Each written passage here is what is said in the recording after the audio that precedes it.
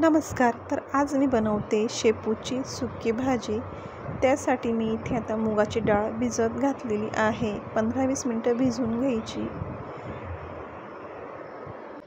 अशा पद्धतीने मी शेपू कापून घेतलेला आहे आणि तो मी चाळणीतच टाकलेला आहे कापून, आणि त्यातच मी पाणी घालणार आहे. खाली एक भांडं ठेवलेलं आहे, कारण की अशा पद्धतीने धुतल्यावर ते पटकन धुतलं जातं आणि डायरेक्टली पाण्यात टाकल्यावर ते काढायला खूप वेळ जातो त्याच्यात, म्हणून मी अशा पद्धतीने धुते. आता इथे मी लसूण, हिरवी मिरची मिक्सरमध्ये वाटून घेते.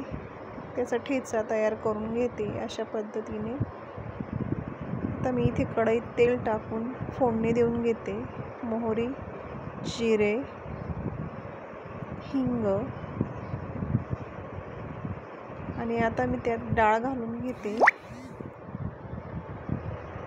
डाळ व्यवस्थित परतली की त्याच्यात मी आता तो ठेचा टाकून घेते आणि मग भाजी टाकून घेतलेली आहे. सगळं असं व्यवस्थित मिक्स करून घ्यायचं आहे. वरून पाणी टाकायची काही गरज पडत नाही. चवीनुसार मीठ.